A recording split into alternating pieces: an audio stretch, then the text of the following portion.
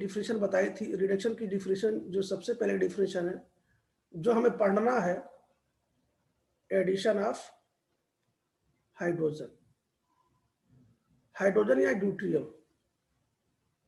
कि अगर कहीं भी किसी में अगर हाइड्रोजन या ड्यूट्रियम ऐड हो रहा तो उसको रिडक्शन बोला जाएगा। ये हमारी लिस्ट है और इस लिस्ट में हम लोग ऐसा प्रेफर करेंगे।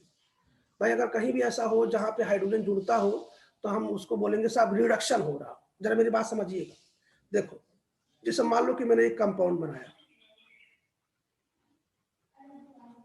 या ध्यान दीजिए, और इस कंपाउंड में मान लीजिए मैंने हाइड्रोजन जोड़ दिया, हाइड्रोजन,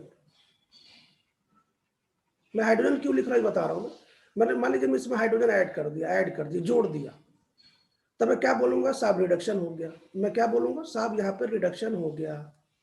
बराबर, एकदम देखो मैं एकदम आपको बिल्कुल शुद्ध एकदम भाषा में सिखा रहा हूँ, एकदम बिल्कुल नॉर्मल भाषा में।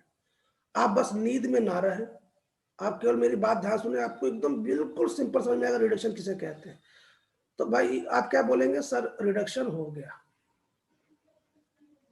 रिडक्शन हो गया। और ये जो रिडक्शन जो कराता है ना कोई रिड्यूसिंग एजेंट कराता है भाई साहब। तो यहाँ पे मुझे कुछ कोई ना कोई रिड्यूसिंग एजेंट लेना पड़ेगा। ये क्या है, कोई ना कोई यहाँ पे मुझे रिड्यूसिंग एजेंट लेना पड़ेगा। भाई ये प्रोसेस कराने के लिए किसी न किसी की जरूरत पड़ेगी ना। भाई किसी कंपाउंड में हाइड्रोजन चिपकाने के लिए ऐसा थोड़ा जाकर हाइड्रोजन चिपक जाएगा। भाई मुझे एक बात बताओ, किसी कंपाउंड में हाइड्रोजन का जुड़ना रिडक्शन कहलाता है।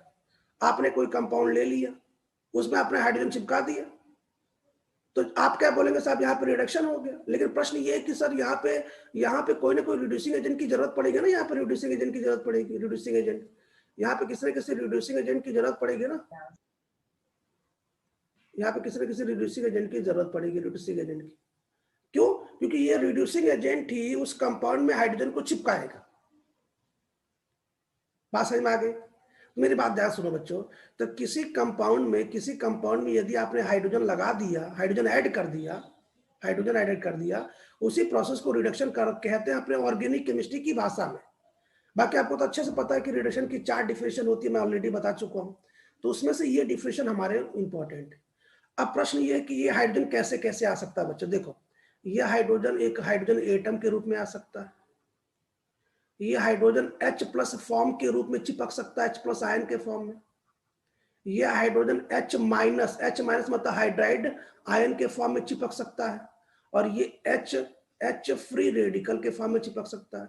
मैं आपको बताना चाहता हूं कि हाइड्रोजन इनमें से किसी प्रकार से जाके चिपके, किसी प्रकार से H के फॉर्म में चिपक जाए, H+ के फॉर्म में चिपक जाए, H- के फॉर्म में चिपक जाए, हाइड्रोजन फ्री रेडिकल के फॉर्म में चिपक जाए, तो मैं बोलूंगा साहब यहाँ पे रिडक्शन हो चुका है।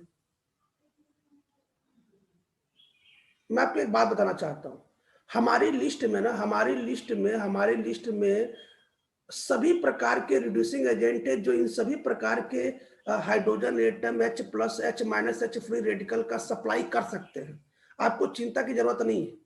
जिसकी जब जरूरत पड़ेगी हमारे पास ऐसे ऐसे रिएजेंट हैं जो इस प्रकार के सप्लाई करेंगे। सर समझा नहीं?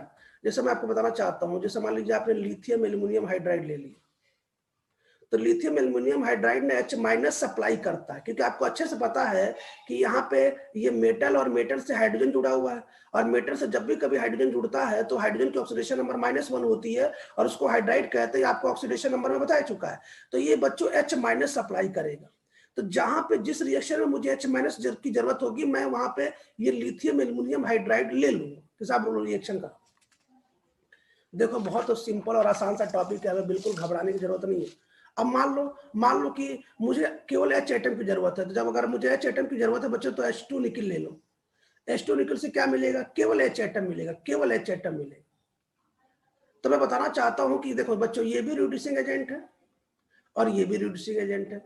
तो हमारे पास में सभी प्रकार के प्रबंध है, हमारे पास सभी प्रकार के रिड्यूसिंग एजेंट की व्यवस्था है, जिससे हम उस रिड्यूसिंग एजेंट से हाइड्रोजन निकालेंगे, हाइड्रोजन किसी भी प्रकार से निकालेंगे और उस सामने वाले कंपाउंड पे चिपका देंगे। मैं बोलूंगा साहब रिडक्शन हो चुका है ना।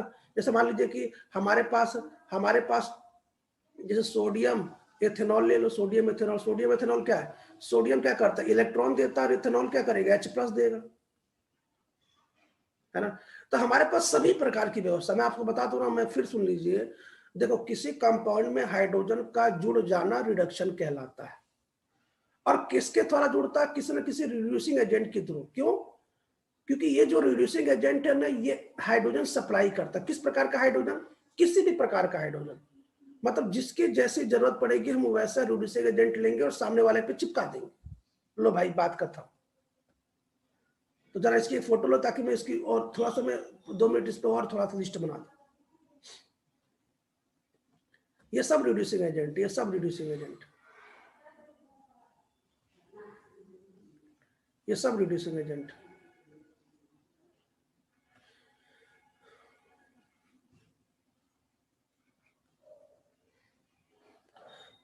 मुझे पूरा विश्वास है कि आपको रिडक्शन की फीलिंग आ गई। साहब, ऐसा कुछ रिडक्शन होता है। रिडक्शन का मतलब होता है किसी भी कंपाउंड पे हाइड्रोजन को चिपका देना। तो सर प्रश्न, अब जरा मेरी बात, जहां मैं आपको एक एग्जांपल से और समझाता हूं, अभी आपको सब समझ में आ जाएगा। एक छोटा सा एग्जांपल समझाता हूं। देखो, जैसे मान लो कि आपने ऐसे ले लिया RCHO,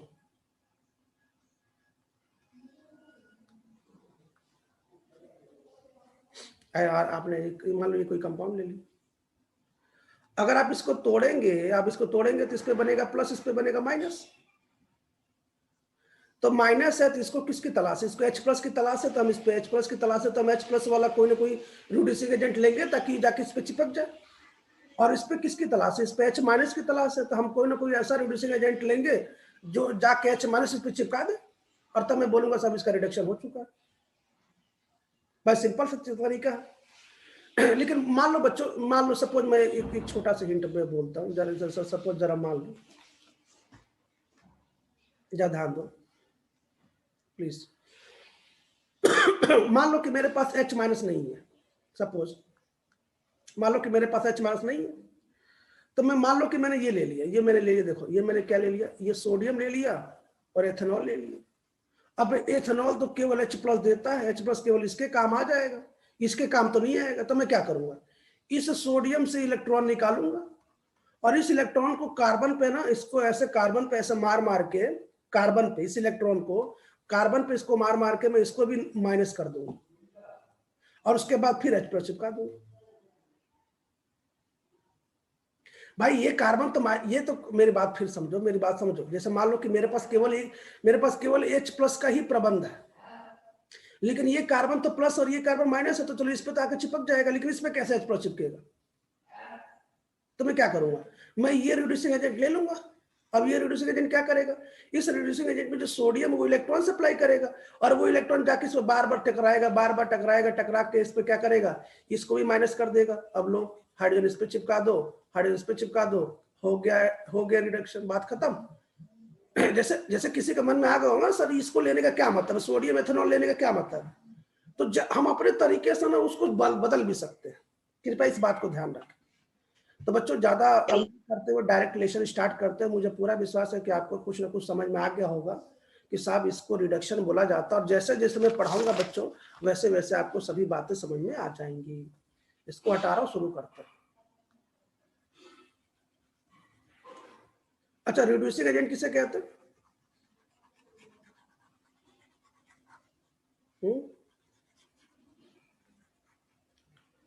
रिड्यूसिंग एजेंट किसे कहते हैं?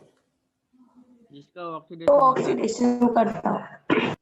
रिड्यूसिंग एजेंट का मतलब ये होगा कि जो दूसरों को रिड्यूस करता है। एक बार आप शायद भूल गए तो मैं बता दूं, एजेंट हमेशा दूसरों को काम करता है। LIC एजेंट मतलब जो दूसरों की LIC करता है, और रिड्यूसिंग एजेंट का मतलब जो दूसरों को रिड्यूस करता है। और जब दूसरों को रिड्यूस करेगा तो खुद का ऑक्सीडेशन होगा, सिंपल सी बात है। खैर, शुरू करते हैं। देखो बच्चों, मेरी बात सुनो। तो सबसे पहले हम क्या करेंगे, सबसे पहले हम रिडक्शन सीरीज पढ़ेंगे। रिडक्शन सीरीज, रिडक्शन सीरीज समझते हैं? रिडक्शन सीरीज का मतलब एक बार फिर सुन लीजिए। जैसे मान लीजिए मेरे पास कोई कंपाउंड है ना, और इसमें मैं हाइड्रोजन क्या करूंगा, इसमें मैं हाइड्रोजन जो ऐड करूंगा, इसमें मैं हाइड्रोजन क्या करूंगा, ऐड करूंगा। मैं फिर कह रहा हूं हाइड्रोजन किसी फॉर्म में आ सकता है, H+ के फॉर्म में आ सकता है, H- के फॉर्म में आ सकता है, H फ्री रेडिकल के फॉर्म में आ सकता है, हाइड्रोजन के फॉर्म में आ सकता है। हमारे पास सभी प्रकार की व्यवस्था है। और बच्चों, ये जो काम कराएगा, ये जो हाइड्रोजन की जो सप्लाई करेगा, वो कोई ना कोई रिड्यूसिंग एजेंट होगा। ये रिड्यूसिंग एजेंट हाइड्रोजन की सप्लाई करेगा और ये सप्लाई करके इसमें जाके ऐड हो जाएगा और कुछ ना कुछ नया यहाँ पे कोई ना कोई प्रोडक्ट बनेगा। तो मैं आपको ये बताना चाहता हूँ कि हम लोग क्या सीखने वाले हैं। हम लोग केवल एक कोई कंपाउंड लेंगे, उस कंपाउंड में हाइड्रोजन कैसे जुड़ता है वो सीखेंगे और जुड़ने के बाद प्रोडक्ट कैसे बनता है वो सीखेंगे। जब ये सीख जाएंगे तब ये सीख लेंगे कि कौन कौन सा रिड्यूसिंग एजेंट ये सब काम कराते हैं। हो गया मेरा रिडक्शन, सिंपल सॉल्यूशन है भाई। एक साथ तो नहीं सीख सकते ना, मेरी बात समझिए। जैसे हमने कोई कंपाउंड ले लिया, हाइड्रोजन जोड़ना सीख गया और प्रोडक्ट बनाना सीख गया, तो मैं बाद में बता दूंगा कि साहब ये रिड्यूसिंग एजेंट ले लो और ये काम कर देंगे, बात खत्म हो जाएगी। क्यों? क्योंकि हम तो तरीका सीख रहे हैं ना। पता नहीं कौन सा क्वेश्चन हमारे पेपर में है, हम तरीका सीखेंगे। समझ में आ गया हम क्या करने वाले? क्लियर है? देखो बच्चे, एक बात और सुनो, हमें कुछ सीरीज हमें याद रखनी पड़ेगी, कुछ सीरीज याद रखनी पड़ेगी। बाकी तो मैं आपको ऐड करके हाइड्रोजन दिखाऊंगा, लेकिन हमें कुछ सीरीज याद रखनी पड़ेंगी। तो मैं शुरू कर रहा हूँ, स्टार्ट कर रहा हूँ। ठीक, इसको हटा रहा हूँ, एक एक करके शुरू करता हूँ। देख लीजिए मैं क्या करने वाला हूँ, बिल्कुल ध्यान से देख लीजिए।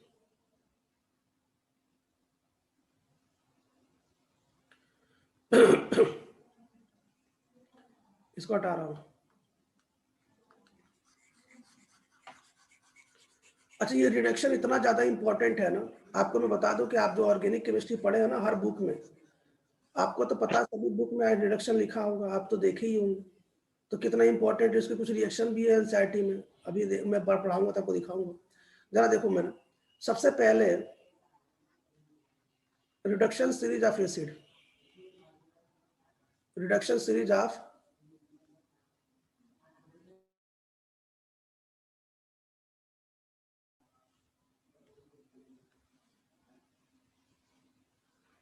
सबसे पहले हम क्या करेंगे,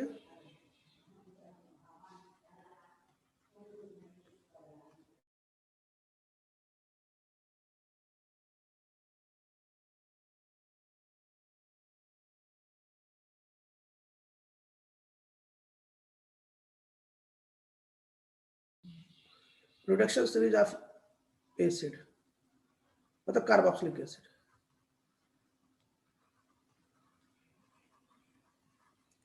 तो ये आपको याद, ये पहला टॉपिक आपको याद रखनी पड़ेगी। क्या पहला टॉपिक है? जैसे मान लीजिए कोई भी कार्बोक्सिलिक एसिड है, कोई कार्बोक्सिलिक एसिड,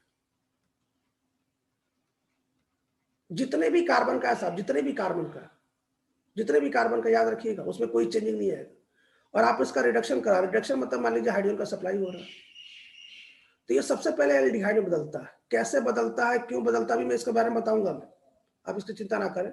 ये सबसे पहले एल्डिहाइड में बदलता है, ये सबसे पहले एल्डिहाइड में बदलता है, एल्डिहाइड। और अगर आपने कोई स्ट्रॉन्ग रिड्यूसिंग एजेंट लिया, स्ट्रॉन्ग रिड्यूसिंग एजेंट, तो इसको अल्कोहल में ले जाके छोड़ देता है। ये अल्कोहल हो गया और ये एल्डिहाइड हो गया। देखो बच्चों, हम जब रिड्यूसिंग एजेंट पढ़ेंगे तो हम दो प्रकार के रिड्यूसिंग एजेंट पढ़ेंगे।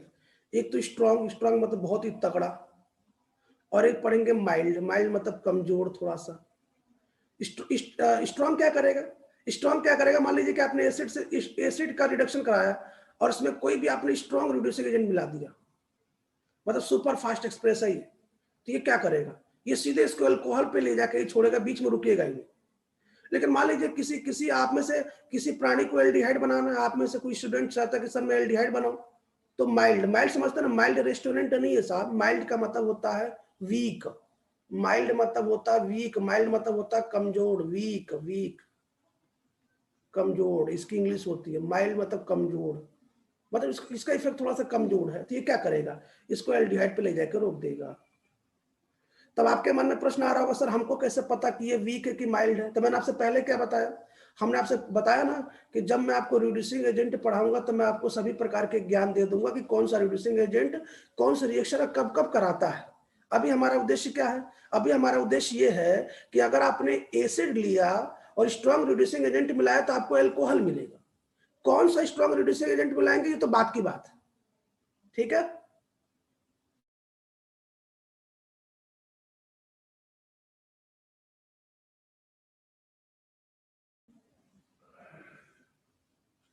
बात समझ में आ रही है? सिंपल सी बात है ना, क्लियर है?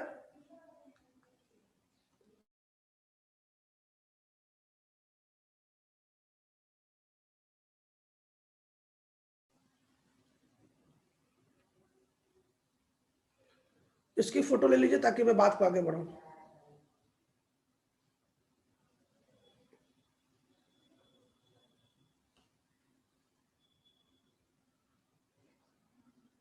इसको हटा रहा हूं।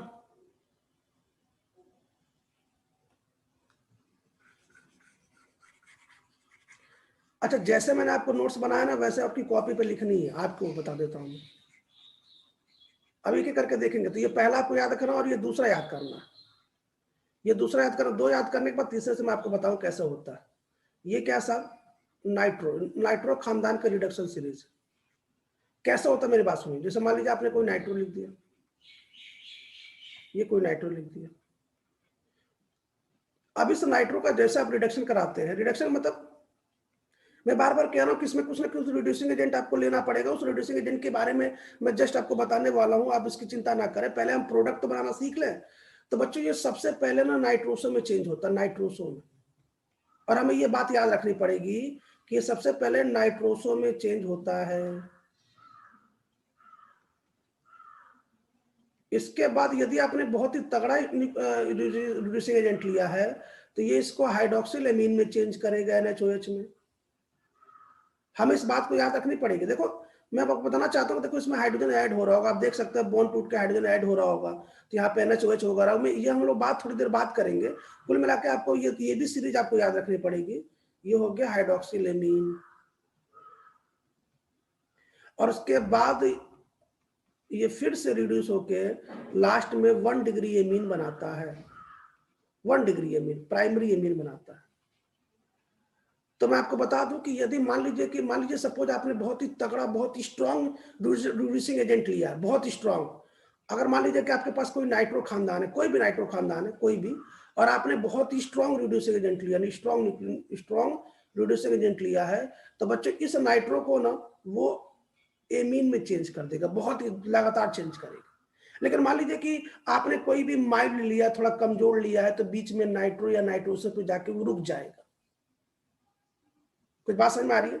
तो ये रिड्यूसिंग एजेंट के बारे में आपको मैं बता दूं, फिर कह रहा हूं कि इसकी लिस्ट हम लोग पढ़ने वाला, आप इसकी चिंता ना करें। इसकी फोटो ले ले ताकि मैं अब तीसरे से देख आपको बताते जा रहा हूं कैसे प्रोडक्ट बनता है।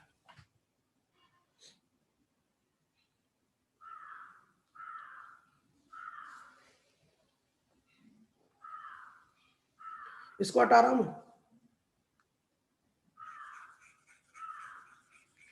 एक एक स्टेप ध्यान से देखेंगे बच्चों। मैं आपको फिर कह रहा हूं कि ये सब एल्डिहाइड का, एमीन का आपके 12th का लेशन है। कृपया आप इसको ऐसा ना समझे।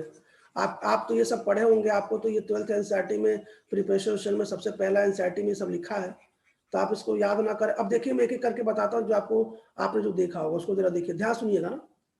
तीसरा, इसका नाम है एल्डिहाइड, और बच्चों में इसका रिडक्शन करा रहा हूं। रिडक्शन कैसा होता है? रिडक्शन मेरी बात सुनिए। रिडक्शन का मतलब होता है बॉन्ड को तोड़िए, हाइड्रोजन जोड़िए। भाई आप यहाँ पे एक हाइड्रोजन जोड़ दें और एक यहाँ पे हाइड्रोजन जोड़ दीजिए। भाई आपने हाइड्रोजन जोड़ दिया, तो जरा मुझे बताओ क्या होगा? R हो जाएगा, CH2 हो जाएगा, ये बॉन्ड टूट गया तभी जुड़ा, और ये OH हो जाएगा। समझ नहीं रहा यार? चलो मैं बताता हूँ। मुझे बताओ, अगर ये मुझे बताओ, आपको पता है ना कि यदि किसी के पास ये डबल बॉन्ड और एक बॉन्ड तोड़ते हैं तो इसके पास भी एक बॉन्ड खाली, इसके पास भी एक बॉन्ड खाली होता है कि नहीं होता? होता है ना, बॉन्ड खाली होता है ना। तो आप मुझे बताइए, अगर मान लीजिए कि आपने ये बॉन्ड तोड़ा, ये बॉन्ड, और ये बॉन्ड खाली हो गया, ये बॉन्ड खाली हो गया, और मैंने कहा कि इसमें भी एक H+ लगा दो, सॉरी इसमें भी एक हाइड्रोजन लगा दो, इसमें भी एक हाइड्रोजन लगा दो, तो मुझे बताओ क्या यही प्रोडक्ट बनेगा? कोई दिक्कत तो नहीं है ना? समझ में आ गया ना कैसे बना? तो जरा मुझे बता दो, कभी भी अगर आपको एल्डिहाइड मिल जाए, कभी भी एल्डिहाइड मिल जाए, तो उससे आप क्या बनाएंगे? बताइए। अल्कोहल। एल्कोहल। कौन सा एल्कोहल बनाएंगे? Primary alcohol. कृपया ये भी ध्यान दें, कौन सा अल्कोहल बनाएंगे? प्राइमरी अल्कोहल बनाएंगे। एक बात और सुन लीजिए, देखो यहाँ पे कोई ना कोई रिड्यूसिंग एजेंट यूज करना पड़ेगा। बच्चों में बार बार कह रहा हूँ कि रिड्यूसिंग एजेंट की लिस्ट में आपको एक साथ बता दूंगा, लेकिन प्रोडक्ट तो बनाना आना चाहिए। हमारे पास बहुत सारे रिड्यूसिंग एजेंट हैं जो एल्डिहाइड को अल्कोहल पे ले जाकर छोड़ देते हैं, क्योंकि एल्डिहाइड से अल्कोहल ही लास्ट स्टॉपेज है। बात समझ में आ रहा? तो लेकिन रिड्यूसिंग एजेंट की बात हम लोग बाद में करेंगे। यहाँ पे कोई ना कोई रिड्यूसिंग एजेंट हमें यूज करना पड़ेगा जो कि हाइड्रोजन सप्लाई करेगा, और वो हाइड्रोजन एल्डिहाइड पे ऐड होगा और उसको अल्कोहल में बदलेगा। ये तो हम बाद में बात करेंगे। चलिए पहला हो गया। दूसरा देखिए जरा ध्यान से। मान लीजिए बच्चों आपने कीटोन ले लिया, कीटोन, कीटोन समझते हैं ना, कीटोन ऐसे होता है, ये कीटोन होता है, और ये सब के सब आपके एनसीईआरटी में कराया गया है, और आपके इसका रिडक्शन करा रहे हैं। तो रिडक्शन कैसे कराते हैं? रिडक्शन ऐसे कराते हैं कि सर यहाँ भी एक हाइड्रोजन जोड़ दीजिए और यहाँ भी हाइड्रोजन जोड़ दीजिए। मुझे बताओ जरा क्या बनेगा, मुझे जरा बता दो, क्या यहाँ पे CH हो जाएगा? ये R पहले से था, ये R भी पहले से था, और यहाँ पे OH हो गया। मुझे बताओ क्या बना ये? 2 डिग्री अल्कोहल। इसका मतलब ये हुआ, मेरी बात सुन लीजिए, यदि आपको सपने में भी कीटोन दिखाई दे और वो बोले कि साहब इसका रिडक्शन कराओ, तो आप 2 डिग्री अल्कोहल पर टिक लगा देना। मैं बार बार कह रहा हूं, यहाँ पे कोई ना कोई रिड्यूसिंग एजेंट यूज करना पड़ेगा। वो रिड्यूसिंग एजेंट कौन सी, आप उसकी चिंता ना करें, वो मैं बता दूंगा, लेकिन पहले प्रोडक्ट बनाना तो आना चाहिए। अब तो समझ में आ गया ना कि साहब हमारे पास एल्डिहाइड होगा तो हम इसको अल्कोहल में रोक देंगे, हमारे पास कीटोन होगा तो हम 2 डिग्री अल्कोहल में रोक देंगे। एक एक करके जरा इसकी फोटो ले लो, इसके बाद बता रहा हूं।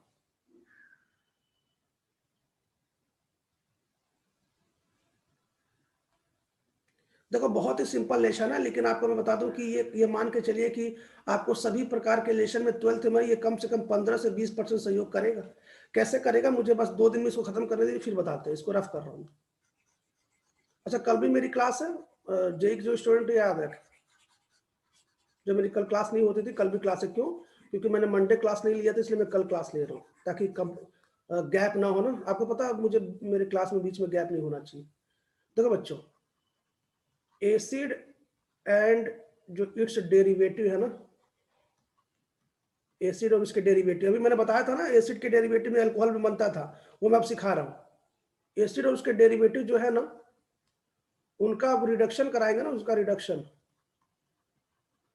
तो वो ना वो क्या कहते हैं ना, वो 2 पार्ट में डिवाइड हो जाते हैं, वो 2 पार्ट में टूट जाते हैं, 2 पार्ट में। केवल एक एक्सेप्शन वो देखेंगे, 2 पार्ट में डिवाइड हो जाते हैं, ब्रेक हो जाते हैं, टूट जाते हैं। कैसे बताते हैं?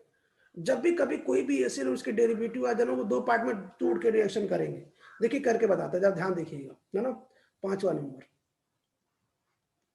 सबसे रिक्वेस्ट ध्यान देखिएगा ना प्लीज। पहले मैं बताऊंगा, उसके बाद है ना, लिखना वगैरह नहीं है। जैसे मान लीजिए कि ये आपके पास ये लिस्ट है बच्चों, ये लिस्ट है, जैसे मान लीजिए ये लिस्ट है, ये कार्बोक्सिलिक एसिड की लिस्ट है, और आपका रिडक्शन कराना। आप तो अच्छे से जानते हैं, आपको पता है क्या बनता है, जरा मुझे बता दीजिए क्या बनता है। कार्बोक्सिलिक एसिड के रिएक्शन से क्या बनता है? मैं डायरेक्ट नहीं, अगर आपको कभी भी कोई भी कार्बोक्सिलिक एसिड दे और पूछे क्या बनता है, तो आप एल्कोहल बनाएंगे। क्यों? क्योंकि अभी आप ये मान के चले कि आपके पास स्ट्रॉन्ग रिड्यूसिंग एजेंट है और सीधे अल्कोहल पे जाके रुकेगी। हाँ, बाद में वो माइल्ड आप यूज करके एल्डिहाइड बनाना अलग मैटर, लेकिन इसका प्रोडक्ट में वो बनेगा, ये हम मान के चल रहा है। ठीक है, अब सुनो बच्चों क्या होगा। सबसे पहले ये 2 पार्ट में यहां से टूटेगा, 2 पार्ट में टूट गया। जब ये 2 पार्ट में टूटेगा तो एक एस तो यहां चिपक जाएगा, ये बाहर निकल गया, ये H2 के फॉर्म में बाहर निकल, किसके फॉर्म में? H2 के फॉर्म में। ठीक है, अब मैं इसको हटा दिया, मान लीजिए इसको मैं हटा रहा हूं, ध्यान सुनिए, इसको हटा दिया तो ये बॉन्ड इसका फ्री हो गया ना भाई। मैंने आपसे पहले बोला ना, अगर किसी का कोई बॉन्ड तोड़ दे, ये बॉन्ड तोड़ दे, तो इसके एक पास एक बॉन्ड ऐसे बन जाता, बताया था ना। तो इसमें मैंने H जोड़ दिया भाई, इसमें मैंने H जोड़ दिया, ये पहले से OH है तो ये H2 तो बाहर निकल गया। अब मैं बताना चाहता हूं कि इस कार्बन के पास एक बॉन्ड ऐसे खाली है, ठीक है, जो खाली है मैंने उस पर एक H जोड़ दिया। बात समझ में? जो खाली है मैंने उसमें एक H चिपका दिया। और बच्चों ये जो इसके बाद ये जो बॉन्ड है, मैं इसको भी ब्रेक कर रहा हूं। जब इसके बॉन्ड को ब्रेक करूंगा तो कार्बन के पास एक और बॉन्ड खाली होगा, इसके पास भी एक और बॉन्ड खाली होगा। इसका मतलब ये हुआ कि मैं इसके पास एक और H जोड़ूंगा, 2 H जोड़ूंगा, और इसके पास भी एक H जोड़ूंगा यहाँ पे। तो जरा मुझे बताओ क्या बनेगा? R C तो था ही, 2 हाइड्रोजन होगा CH2 और OH, साथ में पानी। समझ में आया कि नहीं आया? मैं इसको दोबारा सही से लिख देता हूं, किसको समझ में नहीं आया? एक बार फिर सुन लो, एक बार सुन लो। अगर कहीं भी कोई बॉन्ड हो, ऐसा मान लो कहीं भी कोई बॉन्ड हो, और मैं एक बॉन्ड ऐसे तोड़ू ना, तो ये अपने इलेक्ट्रॉन और अपने इलेक्ट्रॉन लेके ऐसे अलग हो जाते हैं। मान लीजिए इनको फिर से चांस मिला, तो ये दोबारा मिलके ऐसे पाई बॉन्ड बना सकते हैं। अब मान लीजिए आपने तोड़ा ना, तो ये ऐसे ऐसे अलग हो जाते हैं, मतलब इसके पास भी एक बॉन्ड फ्री, इसके पास भी एक बॉन्ड फ्री हो जाता है, ये बात याद रखिएगा, ठीक है। तो जरा मेरी बात सुनो, जरा एक बार फिर देख लो। तो बच्चों ये RCOOH था ऐसे, RCOOH था ऐसे, और मैंने इसमें वैसे कर दिया, और मैंने बोला कि इसमें ऐसे टूटेगा, और मैंने बोला कि इसमें एक HSL सप्लाई करेंगे, और इसमें आपका जो सप्लाई करेंगे बच्चों, इसमें आप इसमें 2H सप्लाई करेंगे। 2H पता नहीं क्यों सप्लाई करेंगे, एक तो जो ऊपर वाला जो ऑक्सीजन टूटेगा उसके लिए, और ये जो बगल वाला जो टूटा उसके लिए, और इसमें केवल एक हाइड्रोजन सप्लाई करेंगे। आप इसकी चिंता ना करें सर, हाइड्रोजन, ये 4 हाइड्रोजन कहाँ से आएगा, मैं बार बार कह रहा हूँ, यहाँ पे जो रिड्यूसिंग एजेंट है उसकी चिंता करने दो, वो आपको हाइड्रोजन सप्लाई करेगा, वो कर देगा, आप इसकी बिल्कुल चिंता ना करें। भाई मुझे एक बात बताइए, LiAlH4 लिथियम एल्यूमिनियम हाइड्राइड में 4 हाइड्रोजन होते हैं, 4 हाइड्रोजन जो 4 H- देंगे वो सप्लाई करेंगे, आप उसकी चिंता बिल्कुल ना करें, वो रिड्यूसिंग एजेंट समझा लेगा, अपना काम कर लेगा, आप बस केवल प्रोडक्ट बनाएं। तो मुझे बता दीजिए, क्या आपको लग गया ना कि एसिड के रिडक्शन से 1 डिग्री अल्कोहल बनता है? किसी कोई समस्या है पूरी क्लास में?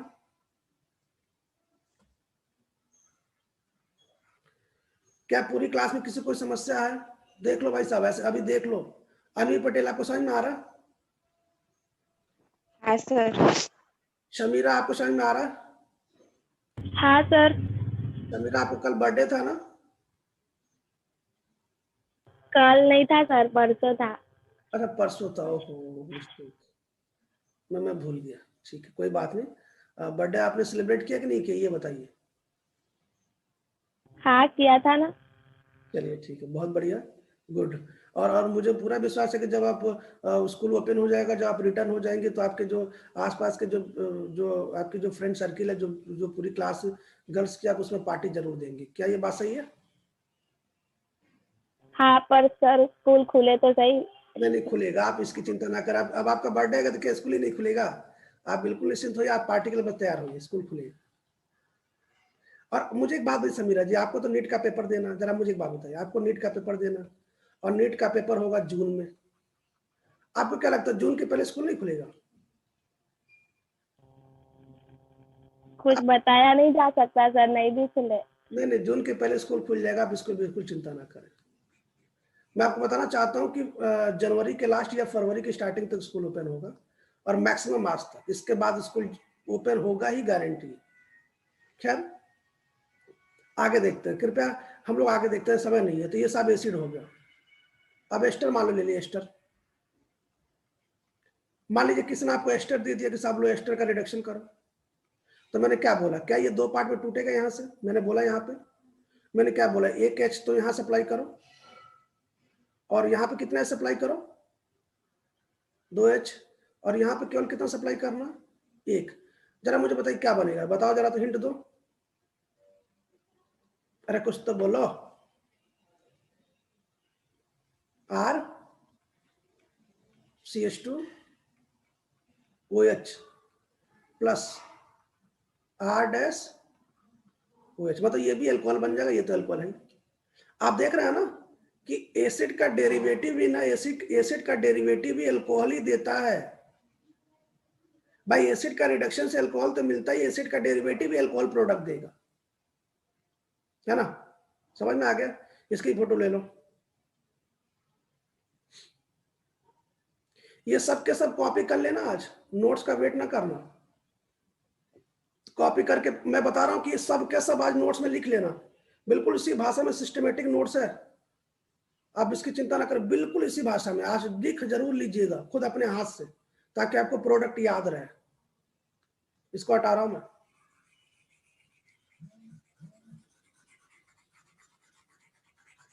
मुझे पूरा विश्वास है कि आपको ये आसान लग रहा होगा, आपको सिंपल लग रहा होगा, और कुछ नहीं करना बच्चों। मैं बार बार कह रहा हूं कि आप ना एसिड का डेरिवेटिव और एसिड आ जाए तो उसको 2 पार्ट में तोड़ दीजिए, और 2 पार्ट में तोड़ के ना केवल हाइड्रोजन लगा दीजिए और प्रोडक्ट बनाइए।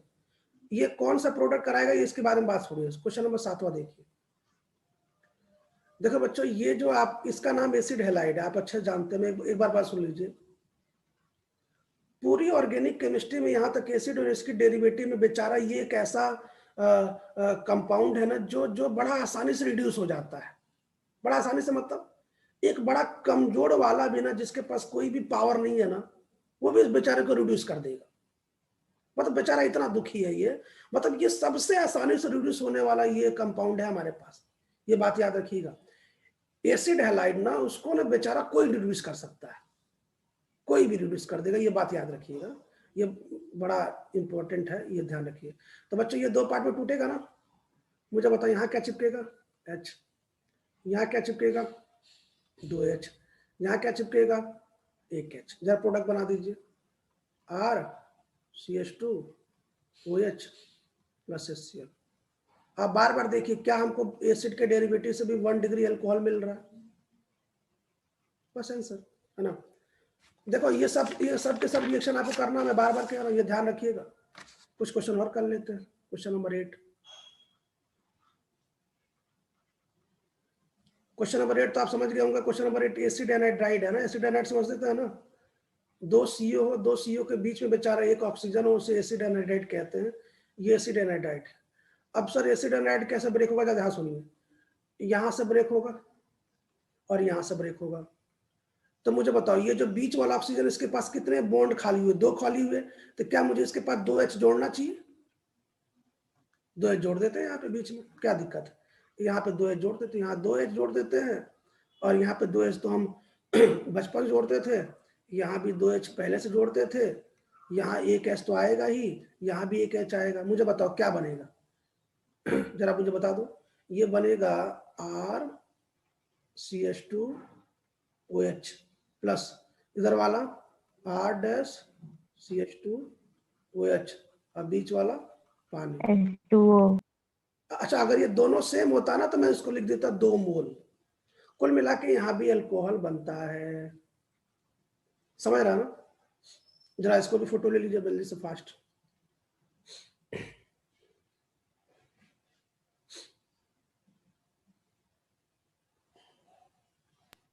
सर हाँ, सर नीट के एग्जाम कब है?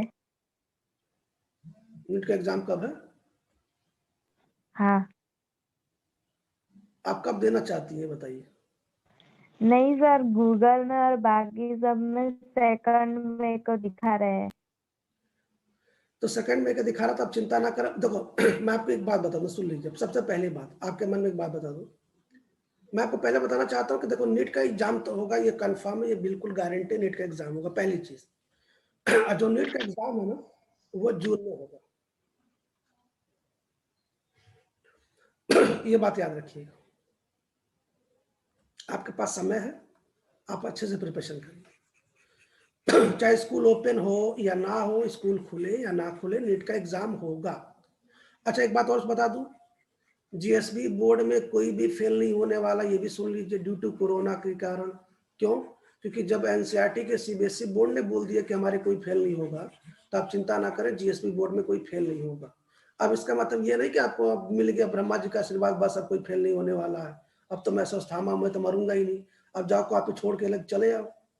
ऐसा कुछ नहीं करना साहब। आपको कॉपी छोड़ के नहीं आना, आपको जो आपको कलाकारी आती है वो करके आना। आप फेल नहीं होंगे, बस इतना बता देता हूँ। बच्चों एक एक्सेप्शन है, और मैं बताना चाहता हूं कि इस एक्सेप्शन को ना आप याद रखें। हो सकता है आप भूल जाए, इसको आप याद रखें, ये इंपॉर्टेंट है। एक्सेप्शन क्या है, जरा ध्यान सुनो। जैसे मान लो कि बच्चों ये आपका, अगर मैं आपको बताना चाहता हूं कि आपका एसिड डेरिवेटिव है, और इस एसिड डेरिवेटिव का मान लीजिए आपने रिडक्शन कराया, अब मान लीजिए कि आपने पुराना टेक्निक यूज किया ऐसे, है ना, तो साहब ये गलत है, ये रॉन्ग है। अगर आप इसका ऐसे टेक्निक यूज करेंगे तो प्रोडक्ट क्या बनेगा मुझे बताओ? एक हाइड्रोजन यहाँ चिपका देंगे, यहाँ चिपका देंगे और यहाँ चिपका देंगे, ऐसे बनाएंगे, क्या प्रोडक्ट बनेंगे? RCH2H बनाएंगे प्लस अमोनिया बनाएंगे। मैं यहाँ लिख देता हूँ ये रॉन्ग है, कृपया ऐसा ना करिए, ये रॉन्ग है। अब ये होता कैसे, जरा देखो। बस आप इसी को याद रखना, मतलब पूरे एसिड डेरिवेटिव है ना, आपको इस खानदान को याद रखना कि ये ऐसे होता है, बस। बाकी तो सब सिंपल है, धोखा मत खा जाना ना।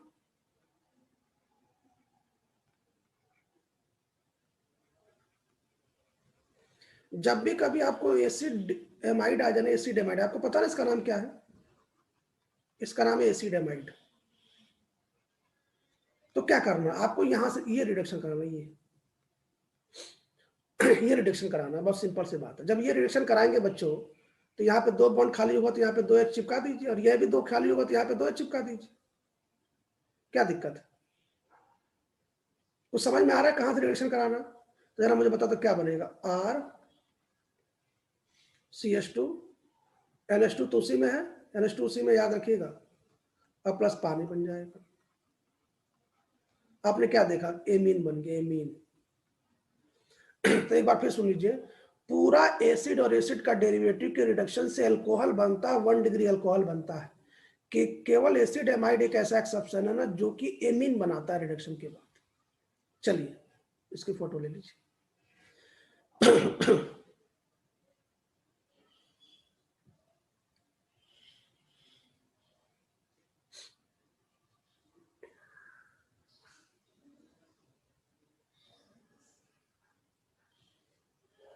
आपने इसकी फोटो ले लिया, इसको हटाओ। जरा मुझे क्वेश्चन बता दीजिए, सबसे फेवरेट क्वेश्चन ये है कि आपके एनसीईआरटी में भी होगा ये। एक क्वेश्चन लिख रहा हूं, मुझे इसका आंसर बता दीजिए। ये एनसीईआरटी में मतलब टेक्स्ट बुक में भी है ना। आपको रिडक्शन कराना है, बहुत सिंपल काम है। अच्छा, कौन सा रिड्यूसिंग एजेंट लेंगे, मैं बार बार कह रहा हूँ कि अभी उसकी चिंता की बात नहीं है, वो हम अभी बताने ही वाले हैं, उसके बाद अब इसी का नंबर आने वाला है।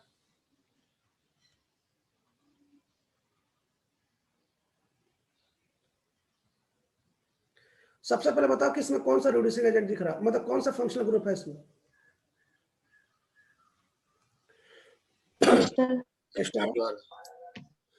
मुझे प्रोडक्ट बनाना, क्या करें, ये बॉन्ड ऐसे तोड़े, ठीक। जब ये बॉन्ड तोड़ेंगे बीच वाला, तो ये बॉन्ड तोड़ ही देता, हटाओ, तोड़ दिए, तो यहाँ पे एक हाइड्रोजन जोड़ दे, कुछ बोलो। हाँ। उसके बाद ये बॉन्ड भी तोड़ना होता है, ये बॉन्ड भी तोड़ना होता है, ये बॉन्ड भी, और ये बॉन्ड तोड़ के एक हाइड्रोजन यहाँ जोड़ना होता है, और 2 हाइड्रोजन यहाँ जोड़ेंगे, तो यहाँ पे हाइड्रोजन दिखाओ ना दिखाओ, क्योंकि ये बॉन्ड तो यहाँ पे आपको पता ही है कि यहाँ पे 2 हाइड्रोजन पहले से पड़ा, अगर आप नहीं भी दिखाएंगे तब भी क्या, ये आंसर। भाई यहाँ पे 2 हाइड्रोजन है ना, आप नहीं दिखाएंगे क्या फर्क पड़ता है, आपको पता ना बॉन्ड लाइन नोटेशन है, ये दिखाने की जरूरत नहीं, आंसर हो गई। समझ गए ना कैसे किया? ठीक, एक क्वेश्चन और।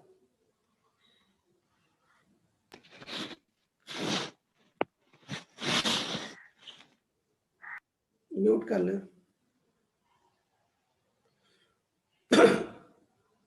मुझे बताइए कहाँ का बॉन्ड टूटेगा ये?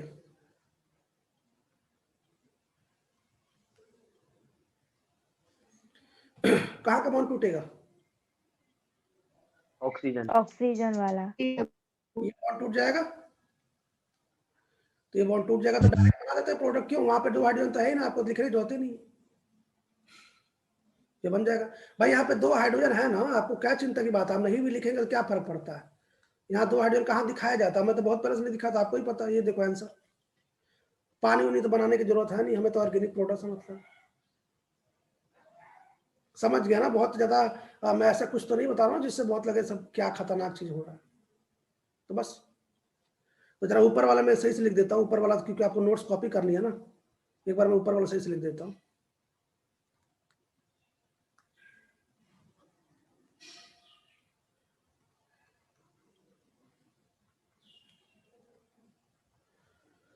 ऊपर वाला सही से लिख देता हूँ मैं।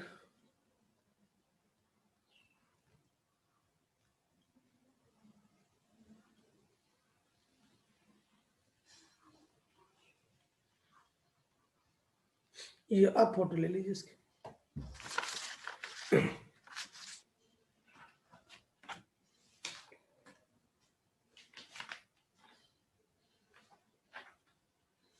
ले ली सबने फोटो। एक एक करके पढ़ते हैं, एक एक करके रिड्यूसिंग एजेंट पढ़ते हैं, ठीक है, एक एक करके रिड्यूसिंग एजेंट। अब तो प्रोडक्ट बनाना सबको आ गया ना, है ना बच्चों। एक एक करके रिड्यूसिंग एजेंट के मैं आपको लिस्ट बताने जा रहा हूँ, एक एक करके बताना, जो जिसकी ज्यादा जरूरत पड़ेगी, एक एक करके हम आपको लिस्ट बताने जा रहा हूँ। मैं आप सभी से फिर से विनती कर रहा हूँ कि बिल्कुल नींद ना लें, आंख खोल के बैठ जाए। आप देख रहे हैं ना कितनी चीजें हमने सीख लिया। अब तो बच्चों केवल आपको रिड्यूसिंग एजेंट ही तो बताना है। देखो मैं रिड्यूसिंग एजेंट शुरू कर रहा हूँ। रिड्यूसिंग एजेंट,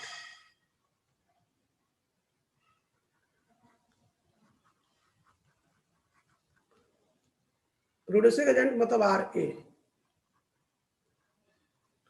मैं आपको फिर कहना चाहता हूँ ऑर्गेनिक केमिस्ट्री का रिड्यूसिंग एजेंट का मतलब क्या हुआ। ऑर्गेनिक केमिस्ट्री का रिड्यूसिंग एजेंट का मतलब ये हो कि सामने वाला कंपाउंड पे हाइड्रोजन चिपकाएगा, मैं यही काम करना, और हाइड्रोजन चिपका के प्रोडक्ट बनाना तो हमें आसान आ गया। अब उस रिड्यूसिंग एजेंट की लिस्ट में जो हमारा सबसे पहला जो रिड्यूसिंग एजेंट है बच्चों,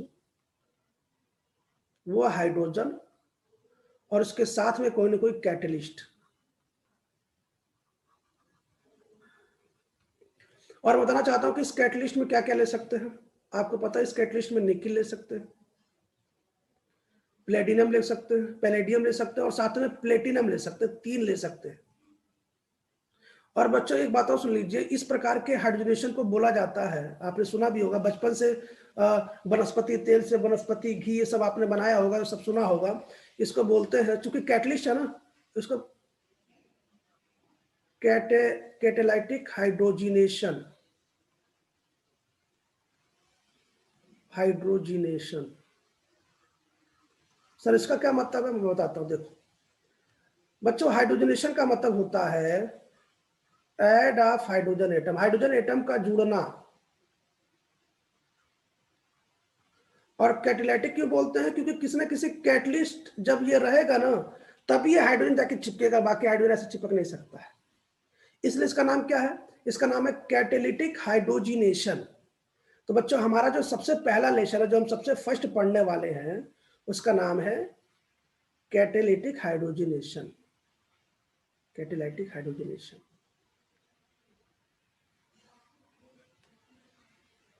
हाइड्रोजिनेशन। अच्छा, सरफेस केमिस्ट्री हमने पढ़ लिया ना, सरफेस केमिस्ट्री। कुछ आना बोलो, क्योंकि सरफेस केमिस्ट्री की जरूरत है इसमें। सरफेस केमिस्ट्री पढ़ लिया ना? हाँ। ठीक है। तो सरफेस केमिस्ट्री में मैं आपको बताना चाहता हूं, जरा मुझे एक बात बताओ, सरफेस केमिस्ट्री में 2 बातें आपको सिखाई गई होंगी। प्लीज, सरफेस केमिस्ट्री जब मैं आपको पढ़ाऊंगा बच्चों, तब आपको एक खुशी की बात बता देना चाहता हूं कि सरफेस केमिस्ट्री में किसी प्रकार का कोई न्यूमेरिकल नहीं है, केवल थियरी है। और दूसरी खुशी की बात यह बताना चाहता हूं कि जिनको भी सरफेस केमिस्ट्री में थोड़ा भी डाउट हुआ होगा, थोड़ा भी, कोई भी, कुछ भी, कोलाइडल से लेकर कुछ भी, थोड़ा भी डाउट हुआ होगा ना किसी भी टॉपिक में, सर ये कैसे हुआ, सर ये कोगुलेशन क्या है, ये सब क्या है, तो बच्चों ज्यादा नहीं, केवल आपको 1 महीने का वेट करना है, 1 से 1.5 महीने का, क्योंकि तो लास्ट लेशन है। मैं आपको बताना चाहता हूँ कि इतना सिंपल भाषा में आपको याद करा दूंगा कि आपको लगेगा सब कितना अच्छा, कितना सिंपल सरफेस केमिस्ट्री होता है, और बिना बिना बिना आपको रट्टा मारे, विथ कंसेप्ट। क्योंकि आपको पता ना कि हमें जेईई नीट में कंसेप्ट चाहिए। तो आप सरफेस केमिस्ट्री तो अभी मैं नहीं पढ़ा रहा हूँ, अपने काम की बातें बता रहा हूँ बच्चों। सरफेस केमिस्ट्री में 2 फिनोमिनन होता है। एक होता है एब्जॉर्प्शन। एब्जॉर्प्शन, कृपया इंग्लिश से ना डरें, इंग्लिश से ना डरें। Absorption, absorption, absorption. और बच्चों यहाँ पे बी है, बी, तो और यहाँ पे बोलते हैं एडजॉर्प्शन। देखो रहा ना, केवल बी और डी के डिफरेंस है। जहां पे अगर आपने बी बना दिया, बी, तो इसको बोलते हैं एब्जॉर्प्शन। अगर आपने डी बना दिया तो इसको बोलते हैं एडजॉर्प्शन। तो प्रश्न ये है कि सर आप प्रश्न ये है कि आप इन दोनों में क्या अंतर है, भाई आपको तो पता ही होगा, लेकिन फिर भी बता देता हूँ। अच्छा, आपके वहाँ वो जो आपने गुलाब जामुन देखा, गुलाब जामुन किसे कहते हैं पता है ना, वो जो ब्लैक कलर का जो रसगुल्ला टाइप का आता है, क्यों? कुछ आना बोलो। हाँ। लिख देता हूँ गुलाब जामुन। कुछ लोग के मन में सुबह सुबह गुलाब जामुन की फीलिंग आ रही होगी, तो यहाँ पे मैं गुलाब जामुन का एक डायग्राम बना देता हूँ, जिससे आप उसको देख के थोड़ा थोड़ा अच्छा फील करें। मुझे मुझे एक बात बता बच्चों, क्या गुलाब जामुन के अंदर सब जगह रस भरा रहता? किस मॉलिक्यूल के अंदर भी रस भरा रहता पूरा सब जगह? बच्चों अंदर वाले बोलते हैं बल्क मॉलिक्यूल। बल्क, बल्क मतलब अंदर वाली चीज। तो बच्चों ऐसा कोई भी फिनोमिनॉन, ऐसा कोई भी फिनोमिनॉन जो मॉलिक्यूल के बल्क मतलब सब जगह होता है, उसे बोलते हैं एब्जॉर्प्शन। क्यों? जैसे मुझे बात बताइए, मान लीजिए आपके पास चौक है, सबसे सिंपल एग्जांपल है, आप चाक को पानी में डाल दीजिए, क्या होगा? क्या चाक पूरी तरह से गीला हो जाएगा? क्या पानी का मॉलिक्यूल चाक के अंदर वाले में हिस्से में भी चले जाएंगे? तो इसको बोलेंगे एब्जॉर्प्शन। एब्जॉर्प्शन का मतलब होता है, मैं आप लिख देता हूं, ऐसा फिनोमिनन, मतलब बल्क फिनोमिनन। बल्क समझते हैं ना? बल्क मतलब ये अंदर वाले चीजों का फिनोमिनन, पूरा अंदर अंदर बल्क फिनोमिनन है, बल्क फिनोमिनन। लेकिन बच्चा मुझे एक बात बताइए, जैसे मान लीजिए मेरे पास ये पेन है, आप इसको पानी में डालिए, क्या पानी का मॉलिक्यूल इस पेन के अंदर जाएगा? तो क्या केवल ये सरफेस को गीला करेगा? केवल सरफेस को गीला करेगा? कुछ आना बोल दो। तो हाँ। जब भी कभी भी कोई भी चीज केवल सरफेस पे होता है ना, उसी को बोलते हैं एडजॉर्प्शन। और इसका एग्जांपल क्या है? इसका एग्जांपल है, पेन ले लीजिए और पेन को पानी में डालिए, तो पानी का मॉलिक्यूल क्या पेन के बल्क में जाएगा? क्या पेन के अंदर जाएगा? नहीं, ये केवल क्या करेगा, ये पेन के सरफेस को वेट करेगा, पेन के सरफेस को गीला करेगा। तो ऐसा कोई भी कहानी जो केवल सरफेस पे होता है, सरफेस फिनोमिनन,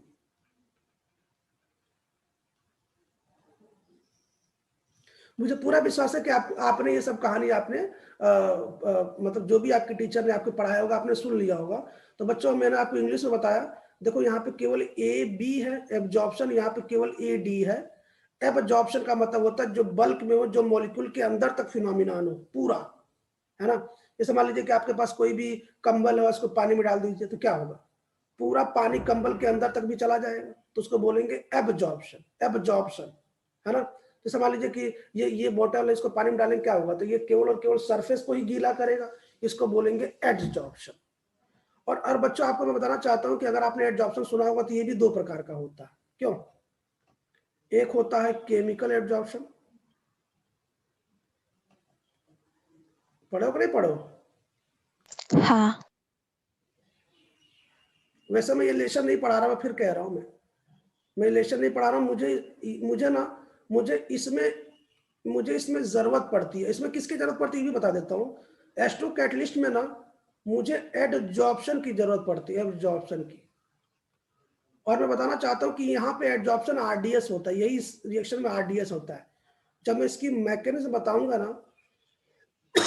तो मुझे इसकी जरूरत पड़ेगी, आरडीएस। तो एक होता है केमिकल एब्जॉर्प्शन, है ना? और बच्चों एक होता है फिजिकल एब्जॉर्प्शन। तो बच्चों, केमिकल एब्जॉर्प्शन में केवल एक लेयर बनता है। एक लेयर मतलब एक लेयर होता है और उसमें कोई ना कोई रिएजेंट आके इस पे चिपकता है, और इसके सरफेस पे और ये फिनोमिनन होती है। और ये तो मल्टीपल लेयर होते हैं, इसके बारे में तो हम अभी बात ही नहीं कर रहे। तो बच्चों, हमें कौन सा एब्जॉर्प्शन यहाँ पढ़ना? हमें यहाँ पे केमिकल एब्जॉर्प्शन पढ़ना है, केमी एब्जॉर्प्शन आपको पढ़ना। क्लियर हो गया? हमने सरफेस केमिस्ट्री की थोड़ी मेरी आपको नॉलेज क्यों दिया? क्योंकि हमें सरफेस केमिस्ट्री की थोड़ी सी जरूरत थी। बच्चों, मेरी बात समझो, सरफेस केमिस्ट्री का मतलब होता है ऐसी केमिस्ट्री जो सरफेस पे हो, सरफेस पे। जैसे ये मोबाइल है, मोबाइल के सरफेस पे जो केमिस्ट्री है उसे सरफेस केमिस्ट्री कहते हैं। बहुत ही सिंपल सा फंडा है। वो बच्चों दो प्रकार का हो सकता है। वो पूरे पूरे मॉलिक्यूल के अंदर तक भी हो सकता है, और वो मॉलिक्यूल के केवल सरफेस पे भी हो सकता है। जब मॉलिक्यूल के पूरे अंदर तक हो तो उसको बोलते हैं एब्जॉर्प्शन, और जब केवल सरफेस पे हो तो उसे बोलते हैं एडजॉर्प्शन। जैसे जो भी मिठाई हो, गुलाब जामुन हो, वो किसका प्रोसेस है? वो एब्जॉर्प्शन का है। और जो भी पेन हो, जो भी हो, वो किसका ऑप्शन है? वो एडजॉर्प्शन का है। तो इसकी फोटो ले लो ताकि मैं अब अपनी जो बातें वो बताना शुरू करूं। हम लोग कहीं और भटक गए आगे यार, खैर कोई बात नहीं। तो सरफेस केमिस्ट्री में बच्चों इंग्लिश में घबराना नहीं है, एडजॉर्प्शन एब्जॉर्प्शन, बस बस एडजॉर्प्शन एब्जॉर्प्शन, बस सिंपल। स्पेलिंग तो आसान है ना, एक में केवल डी और एक में केवल बी बोलना है बस। अच्छा, बी मतलब होता है बल्क, बी मतलब बल्क मॉलिक्यूल। बल्क मतलब समझ रहे हो ना, जो अंदर तक काम करे। ए बी, बी मतलब बल्क वाला ना, बल्क मतलब जो अंदर तक भी काम करे। और डी मतलब केवल सरफेस वाला।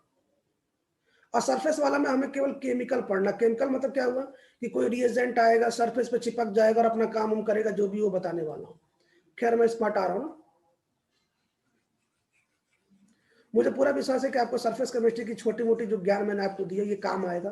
मैं बच्चे फिर कह रहा हूँ कि मैं आपको फिजिकल केमिस्ट्री नहीं पढ़ा रहा हूँ, बच्चों मैं फीस बता दूं कि फिजिकल केमिस्ट्री तो बड़ा स्ट्रॉन्ग है मेरा और पोर्शन, क्योंकि मैं एज ए मैथ के स्टूडेंट भी हूँ, तो आपको बताना चाहता हूँ कि वो पोर्शन में आपको पढ़ाऊंगा ना, तो आपको जो न्यूमेरिकल में बड़ा तकलीफ होता था ना, चाहे कितना भी टफ न्यूमेरिकल है, आपको लगेगा अच्छा इस न्यूमेरिकल को ऐसे सॉल्व करते हैं।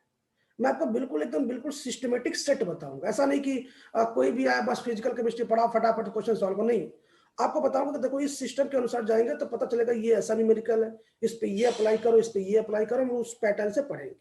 खैर मैं इसको हटा रहा हूँ, इसको हटा रहा हूँ। हाँ तो बच्चों हमारा जो आज का हेडिंग है उसका नाम है कैटालिटिक हाइड्रोजिनेशन। अब होता क्या मैं बताना चाहता हूं, देखो कोई भी अनसैचुरेटेड हो, कोई भी अनसैचुरेटेड हाइड्रोकार्बन हो, क्या मैं अनसैचुरेटेड हाइड्रोकार्बन पता है किसे कहते हैं? कुछ आ रहा बोलो। हाँ। किसे कहते हैं? कोई डबल बॉन्ड या कोई ट्रिपल बॉन्ड, कोई भी डबल बॉन्ड कोई भी ट्रिपल बॉन्ड हो, और बच्चों उसमें यदि आपने H2 ऐड किया, H2, और H2 ऐड करने से वो एल्केन में बदल जाए, एल्केन सिंगल बॉन्ड में, सेचुरेटेड में बदल जाए, सेचुरेटेड में,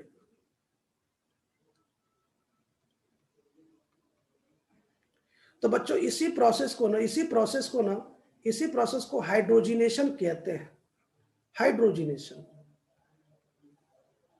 अगर आपसे कोई पूछे हाइड्रोजनेशन किसे कहते हैं तो हम क्या बोलेंगे कि सर कोई भी डबल बॉन्ड हो, कोई भी ट्रिपल बॉन्ड हो, डबल और ट्रिपल बॉन्ड को उड़ा दीजिए और उड़ाने के बाद उसको सिंगल बॉन्ड में बदल दीजिए हाइड्रोजन जोड़ के, इसी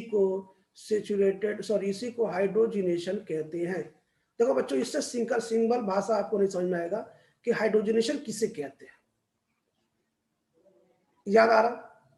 और अगर मैं आपको याद दिला दूं तो बचपन में आपने वनस्पति तेल, वनस्पति घी ये सब पढ़ा होगा, तो मैं बता देना चाहता हूं कि बच्चों जो अनसैचुरेटेड जो हाइड्रोकार्बन होते हैं वही वनस्पति तेल होते हैं।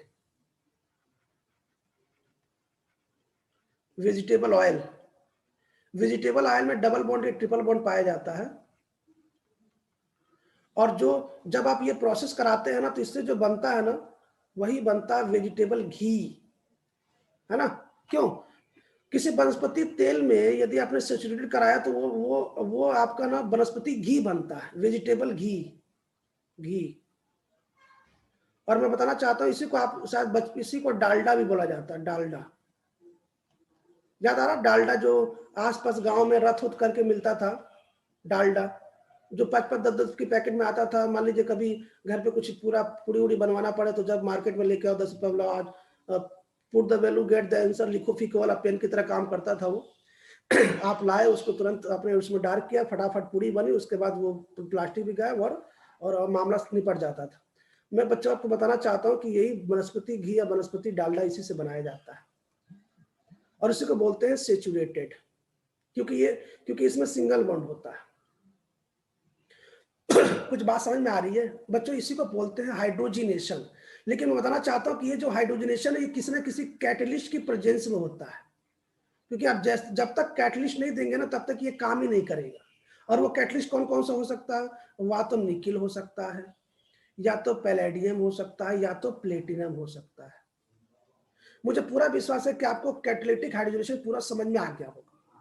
भाई कोई भी अनसैचुरेटेड हो उसके सभी बॉन्ड को उड़ा दीजिए, और सभी बॉन्ड को मैं बताना चाहता हूं कि आप नहीं उड़ाएंगे, सभी बॉन्ड को उड़ाने के लिए हाइड्रोजन उड़ाएगा, और किसकी प्रेजेंस में उड़ाएगा?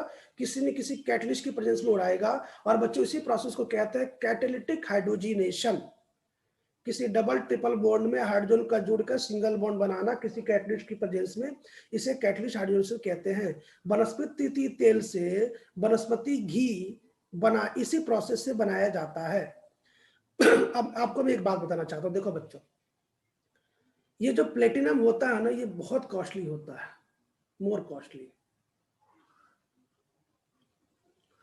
तो जब भी मुझे एक बात बताओ, मान लीजिए आपको डालडा बनाना, और डालडा 10 रुपए 20 रुपए का डालडा मिलता है, 5-5 रुपए पहले मिलता था, अब तो बंद हो गया। और आप सोने के महंगा कोई कैटलिस्ट यूज कर रहे हैं, प्लेटिनम ना बिल्कुल सोने से महंगा है, इतना महंगा होता है। आप बना रहे हैं 5 रुपए 10 रुपए का डालडा बना रहे हैं, उसमें भी डुप्लीकेट कई डालडे बनते हैं, और उसमें आप प्लेटिनम यूज कर रहे हैं। भाई कोई भी आपको, मान लीजिए आप इंजीनियर बन जाएंगे और आप मान लीजिए आप फैक्ट्री में काम कर रहे हैं, तो कोई तो आपको इसलिए काम देगा ना, ताकि आप कम से कम लागत में आप ज्यादा से ज्यादा सामान बना पाए।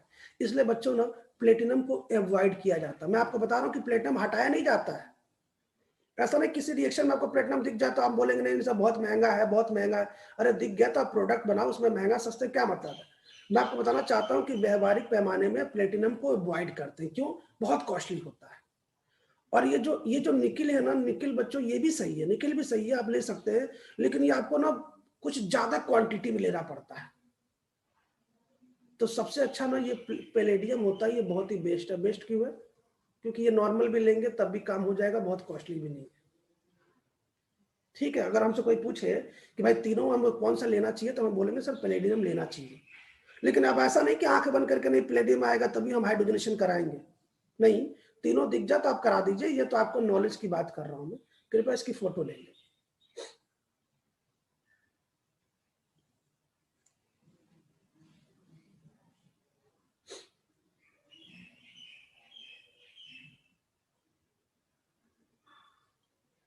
स्टार्ट करें, शुरू करते हैं साहब। देखो, मैं आपको चाहता ना तो कैटेलिटिक हाइड्रोजनेशन एकदम बिल्कुल 2 लाइन में बता देता, लेकिन मैंने आपको उतना नॉलेज क्यों दिया पता है? ताकि आपको ना भविष्य में कैटेलिटिक हाइड्रोजनेशन से रिलेटेड कोई समस्या ना हो। आपके मन में जितने भी प्रश्न हो ना, अभी मैं नहीं बताऊंगा, वो सब समाप्त हो जाएंगे। और बच्चों उसके बाद इस पर हम कुछ क्वेश्चन करेंगे। क्वेश्चन मतलब डबल बॉन्ड को उड़ाएंगे, ट्रिपल बॉन्ड को उड़ाएंगे। अच्छा, आपको मैं एक बात बता दूं, किसी भी डबल और ट्रिपल बॉन्ड को उड़ा के अगर सिंगल बॉन्ड में बदलना है ना, तो ये सबसे अच्छा रिड्यूसिंग एजेंट है। मैं आपसे रिक्वेस्ट करता हूँ कृपया इसी रिड्यूसिंग एजेंट का यूज करें। लेकिन ये बच्चों एक दुख की बात है। क्या दुख की बात है? कि बच्चों अगर कोई ट्रिपल बॉन्ड है ना, अगर आपने इस रिड्यूसिंग एजेंट को मिला दिया ना, तो बच्चों सुपर फास्ट एक्सप्रेस की तरह रुकेगा नहीं, वो सीधे उसको सिंगल बॉन्ड में जब तक बदलेगा नहीं तब तक छोड़ेगा नहीं। अगर आपने ये सोचा कि मैं किसी एल्काइन से एल्किन बना लूं, तो इस मेथड से संभव नहीं है। उसके लिए हम लोग दूसरा मेथड पढ़ेंगे। मतलब मैं आपको बताना चाहता हूं कि दुनिया का आप कोई भी कुछ ले लीजिए, जैसे मान लीजिए आप यही देखो जरा, मैं आपको बता दूं, आप डबल बॉन्ड ले लें, शुरू कर रहा हूं, ध्यान सुनिएगा, है ना। या बच्चों आप ट्रिपल बॉन्ड ले लें, कुछ भी ले लें, डबल ले लें, ट्रिपल बॉन्ड ले लें, और इस डबल ट्रिपल में ना, अब मान लीजिए कि आपने H2 हाइड्रोजन के साथ कोई कैटलिस्ट मिला दिया, कोई भी लिख देता हूं, कोई भी कैटलिस्ट मिला दिया, कोई कैटलिस्ट का मतलब ये हुआ, मैं बार बार कह रहा हूँ कि इसमें या पे निकल लेते हैं, या तो प्लेटिनम लेते हैं, या तो प्लेटिनम लेते हैं। उसमें प्लेटिनम नहीं लेना चाहिए क्योंकि बहुत कॉस्टली होता है, निकल बहुत ज्यादा लेना पड़ता है, इसलिए प्लेटिनम लोग यूज करते हैं, वो बेस्ट है फिलहाल। तो बच्चों ये डबल बॉन्ड को उड़ा देगा। तो पहले में डबल बॉन्ड को उड़ाया तो यहाँ पे हाइड्रोजन चिपका देगा। तो मैं क्या बोलूंगा साहब, ये कैटालिटिक हाइड्रोजनेशन हो चुका है। और आपके जो बगल में आपको जो ट्रिपल बॉन्ड दिख रहा है ना, उसके दोनों पाई बॉन्ड को उड़ा देगा ये। कुल मिला के जब तक ये सिंगल बॉन्ड में बदलेगा नहीं ना, तब तक ये चैन की सांस लेगा नहीं। भाई साहब ये तो पहले से था। और ये देखो जरा, एक हाइड्रोजन यहाँ चिपका देगा एक पाई बॉन्ड तोड़ के, और एक हाइड्रोजन यहाँ चिपका देगा एक पाई बॉन्ड तोड़ के। कुल मिला के अगर आप एल्कीन ले बच्चों या एल्काइल ले, अगर आप इस ट्रेन पे बैठ गए तो साहब ये सबको सिंगल बॉन्ड बदलेगा एल्केन में, बस, इसके पहले रुकेगा ही नहीं। और इसी प्रोसेस को बोलते हैं catalytic hydrogenation. Catalytic hydrogenation, catalytic hydrogenation.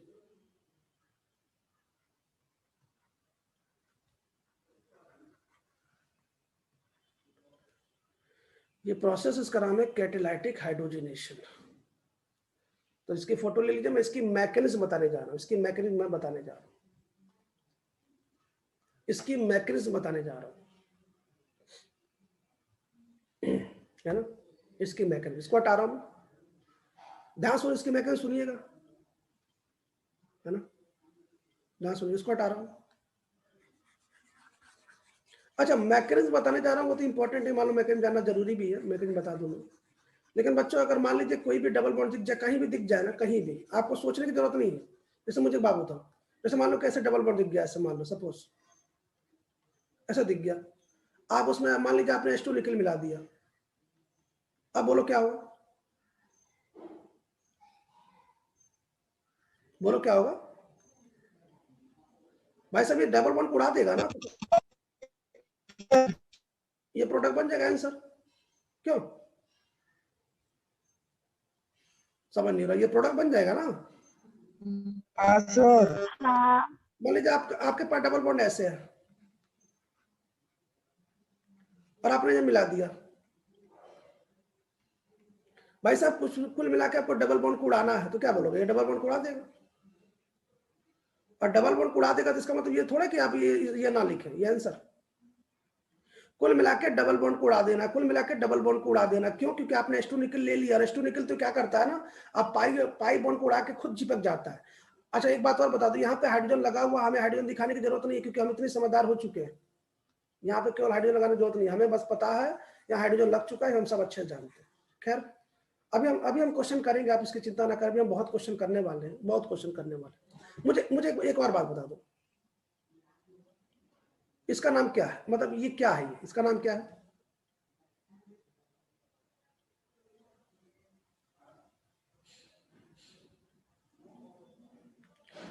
क्या ये दोनों ज्योमेट्रिकल आइसोमर है? कुछ हाँ ना बोलो। हाँ सीस ब्यूट 2 इन है, और ये क्या? और मान लीजिए आपने इसमें H2 निकल का यूज किया, और मान लीजिए आपने इसमें भी H2 निकल का, भाई दोनों अलग अलग है ना, एक तो सीस एक ट्रांस है। समझ नहीं रहो यार भाई। ज्योमेट्रिकल आइसोमर मतलब यहाँ लिख देता हूं मैं, यहाँ में लिख देता ज्योमेट्रिकल आइसोमर, ज्योमेट्रिकल आइसोमर का पेयर है ये, एक है सीस एक है ट्रांस, दोनों का मैं H2 निकल से रिएक्शन करा रहा हूं। मुझे बताओ ऊपर वाले में क्या प्रोडक्ट बनेगा?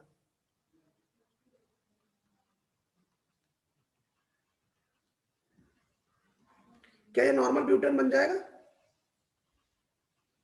हाँ नीचे वाले में क्या बनेगा?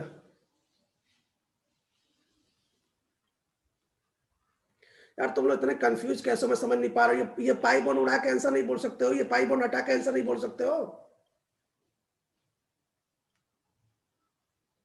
पता नहीं क्या कंफ्यूजन, हम समझ नहीं पा रहे हैं यार। पाई बॉन्ड हटा के आंसर नहीं बोल सकते सर, इसमें भी नॉर्मल ब्यूटेन बनेगा। सिंगल बॉन्ड में क्या होता है, सिंगल बॉन्ड में GI और cis ट्रांस थोड़े होता है, सेम प्रोडक्ट बनेगा। इसका मतलब मैंने आपको एक बात सिखा दी। क्या सिखा दिया? कि ज्योमेट्रिकल आइसोमर का अगर कोई भी पेयर हो, अगर आप उसमें कैटालिटिक हाइड्रोजनेशन कराते हैं, पेयर बोल रहा हूं, दोनों cis ट्रांस होना चाहिए, तो प्रोडक्ट सेम बनता है। क्योंकि भाई इसको क्या मतलब, इसको तो डबल बॉन्ड को हटा देना, डबल बॉन्ड हटा सिंगल बॉन्ड बनाना, और सिंगल बॉन्ड में क्या cis ट्रांस, दोनों सेम ही आएगा। समझ नहीं पाया यार, समझ गए? समझ गए? हाँ इसकी मैकेनिज्म बताऊंगा यार। कंफ्यूज मत हो, मैं फिर कह रहा हूं कि आप कंफ्यूज क्यों हो रहे हैं। आपको एक ही काम करना है साहब, आपको केवल और केवल ना डबल बॉन्ड हटा देना, बस डबल बॉन्ड हटा दीजिए और कुछ मत करिए, केवल यही काम करना बस, और कुछ नहीं करना। अच्छा डबल बॉन्ड हटाएंगे, मुझे बताओ 4 कार्बन में, जैसे मुझे बताओ 4 कार्बन में डबल बॉन्ड, 4 कार्बन में डबल बॉन्ड, क्या आप इसका नाम बोलेंगे क्या? सीस ब्यूटेन, ट्रांस ब्यूटेन? कहीं ब्यूटेन में सिस ट्रांस थोड़े आता सब, ये भी ब्यूटेन है, ये भी ब्यूटेन है, क्या दिक्कत? ब्यूटेन है सीधा भाई। अगर मैं बोलूं नंबरिंग करने के लिए तो आप सीधा ही नंबरिंग करेंगे 1 2 3 4, इसमें क्या है, सिंपल सी बात। खैर मैं क्या बताने जा रहा हूँ, अभी मैं प्रोडक्ट, मैं फिर कह रहा हूँ कि अभी हम लोग प्रोडक्ट बनाना सीखेंगे, थोड़ा अच्छे क्वेश्चन भी करेंगे, आप चिंता ना करिए। बहुत सिंपल होता है ये रिडक्शन सीरीज जो होता है, और लेकिन इंपॉर्टेंट होता है। आप तो धीरे धीरे करके फील आपको आ रहा होगा ना कितना इंपॉर्टेंट है, कुछ चीजें आपको जानना बहुत जरूरी है। खैर मैं मैकेनिज्म बताने जा रहा हूँ, आप सभी से रिक्वेस्ट है जरा ध्यान देखिए। मैकेनिज्म बताने से पहले मैं आपको एक ज्ञान की बातें लिख रहा हूँ। जब आपको डी ब्लॉक पढ़ाया गया होगा ना, तो डी ब्लॉक में एक बात बताई गई होगी कि जितने डी ब्लॉक के एलिमेंट्स हैं ना, बड़ा अच्छे कैटलिस्ट होते हैं। क्या ये बात बताई गई होगी? क्यों? डी ब्लॉक के एलिमेंट बहुत अच्छे कैटलिस्ट होते हैं, ये तो बात बताई गई है ना। मैं बताना चाहता हूं कि जो डी ब्लॉक का जो एलिमेंट्स है ना, उसका जो सरफेस है ना, सरफेस वो बड़ा अच्छा, वो उसका जो सरफेस है ना, वो रिएक्शन के लिए बड़ा अच्छा जगह होता है, और वही कैटलिस्ट की तरह काम करता है। जैसा मैं अब जरा देखिएगा, मैं फिर बोल रहा हूँ कि डी ब्लॉक जितने भी एलिमेंट्स हैं वो बहुत अच्छे कैटलिस्ट होते हैं, क्योंकि उनका जो सरफेस होता है वहाँ पे रिएक्शन होने की जो परफॉर्मेंस होती है बड़ा स्ट्रांग होती है।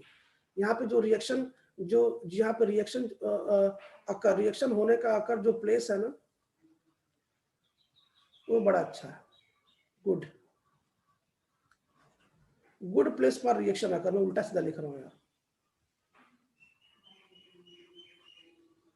Good place for reaction occur. D block surface is good place for reaction occur. मतलब डी ब्लॉक का जो सरफेस है ना वास्तव में वही रिएक्शन करने के लिए सबसे अच्छा सरफेस होता है। ये ज्ञान की बात है, ये तो आपको अच्छे से पता। देखिए मैं शुरू कर रहा हूँ, ध्यान सुनिएगा। जैसे मान लो कि बच्चों आपने कोई भी डबल बॉन्ड ऐसे ले लिया, मान लीजिए सपोज, और मान लीजिए आपने इसके H2 से रिएक्शन कराया, और मान लीजिए कि आपने कोई भी ले लिया कैटलिस्ट जो कि डी ब्लॉक का है, मान लीजिए आपको निकिल ले लिया, निकिल। तो मैं बताना चाहता हूँ ये निकिल का सरफेस है, मान लीजिए निकिल का सरफेस। अब इसी सरफेस पर रिएक्शन होने वाला है, और मैं बताना चाहता हूँ कि जब भी कभी कोई सरफेस रिएक्शन होता है ना तो इसी को एडजॉर्प्शन बोलते हैं। जब भी कोई केमिस्ट्री में जब भी कोई रिएक्टेंट रिएजेंट आके सरफेस पर रिएक्शन करके प्रोडक्ट बनाए तो उसको एडजॉर्प्शन बोलते हैं। ये सरफेस केमिस्ट्री बताया गया है। ये कौन सा प्रोसेस है? एडजॉर्प्शन प्रोसेस है। और बच्चों यही आपका आरडीएस है, आरडीएस। और मैं बताना चाहता हूँ बच्चों ये सीन एडिशन है, सीन एडिशन। अब भैया म्यूट कर लो। ये सीन एडिशन है सर। सीन एडिशन समझते नहीं है? सीन एडिशन मतलब, मेरी बात सुनो, जैसे मान लो कि ये डबल बॉन्ड है ना, तो हाइड्रोजन दोनों सामने से आएगा, सामने से आएगा, सामने से। सर सामने से क्यों आएगा? अरे भैया इधर सरफेस है ना भाई, निकिल का सरफेस है, तो सामने से अटैक कर सकता है दोनों हाइड्रोजन, और कोई चांसेस तो है नहीं भाई। निकिल का कोई सरफेस है और मैं बोलूं हाइड्रोजन को अटैक करने के लिए, आपको क्या लगता है पीछे से अटैक करेगा? भाई सरफेस है सामने। भाई एक बात याद रखिएगा, जब भी कभी सरफेस हो, कोई सॉलिड कैटलिस्ट हो, कोई सॉलिड रिडक्शन हो, तो हमेशा सीन एडिशन होता है, सीन एडिशन। मैं बताना चाहता हूं कि दोनों हाइड्रोजन इसे सामने से आकर अटैक करेगा, दोनों हाइड्रोजन सामने से अटैक करेगा। ये बात याद रखिएगा, हमेशा सीन एडिशन होता है, सीन एडिशन। ठीक है, अब आगे क्या होगा मेरी बात ध्यान सुनिए। होता क्या ना कि पहले आरडीएस में ये निकिल का सरफेस है, निकिल का सरफेस, ये निकिल का सरफेस, सीन एडिशन होगा सामने सामने। तो सबसे पहले सबसे पहले निकिल क्या करता है, अपने सरफेस पे इनके बॉन्ड को चिपकाता है। क्यों चिपकाता है ये भी बताऊंगा। ऐसे बॉन्ड ब्रेक करके ऐसे चिपकाता है। इस हाइड्रोजन को भी बॉन्ड को ब्रेक करके अपने सरफेस पे चिपकाएगा ऐसे। ठीक है, ऐसे करेगा। ध्यान सुनिएगा, ये ट्रांजिशन स्टेट है। इसके बाद क्या होता है बच्चों, इसके बाद की स्टेप में ना ये हाइड्रोजन है इस पे चिपक जाते हैं फास्ट स्टेप में। इसके बाद की स्टेप में, फास्ट स्टेप में क्या होता है, ये हाइड्रोजन इससे चिपक जाते हैं। जैसे चिपकते हैं CH3 बना देता है। और इस सरफेस पे हाइड्रोजन ऐसे बचे रहते हैं, क्योंकि हमारे पास और एथिलीन आने वाला। मान लीजिए इस सरफेस पे एथिलीन ऐसे हाइड्रोजन और रहते हैं। मान लीजिए और एथिलीन आएगा तो मतलब CH2 डबल बॉन्ड CH2 आएगा तो उसके बॉन्ड को तोड़ेगा, फिर हाइड्रोजन चिपकेगा। कुल मिला के ऐसे एल्केन ऐसे बनता रहता है। ये सरफेस का फिनोमिनन है। मतलब ये जो सरफेस है ना बच्चों, इसी सरफेस पे ये निकिल का सरफेस क्या करता है ना, ये कार्बन के बीच के बॉन्ड को ब्रेक करके और फिर अपने सरफेस से चिपका देता है, और हाइड्रोजन के बॉन्ड को भी ऐसे चिपका देता है ऐसे। इसके बाद फास्ट स्टेप में हाइड्रोजन क्या करता है ना, इस पे चिपक के एथिलीन बाहर करता रहता है, सॉरी एथेन बाहर करता रहता है, और खुद सरफेस पे रहता है, और बाकी सब जैसे जैसे आएंगे एथिलीन बाहर करता रहता है। बच्चों इसी को बोलते हैं कैटालिटिक हाइड्रोजनेशन। अब आपके मन में प्रश्न आ रहा होगा कि सर ये प्रोसेस वास्तव में ऐसा कैसे होता है, निकिल ऐसा क्यों करता है, और डी ब्लॉक का सरफेस सर ऐसा कैटलिस्ट कैसे होता है? जरा उस बात को समझिए, मैं आपको समझाता हूँ, एक एग्जांपल समझाता हूँ। जैसे बच्चों मान लीजिए कि आपने निकिल का एक टुकड़ा ले लिया, मान लीजिए कि आपने एक पीस ले लिया, मान लीजिए आपने एक निकिल का टुकड़ा ले लिया। तो जब निकिल का टुकड़ा लेंगे तो क्या होगा मुझे बताओ, निकिल का टुकड़ा ऐसा मिलेगा। भाई निकिल के टुकड़े में ऐसे मॉलिक्यूल होंगे, निकिल के ऐसे एटम होंगे। क्यों? निकिल का ऐसे एटम होगा ना, ये निकिल का ऐसे एटम होगा, ये निकिल का।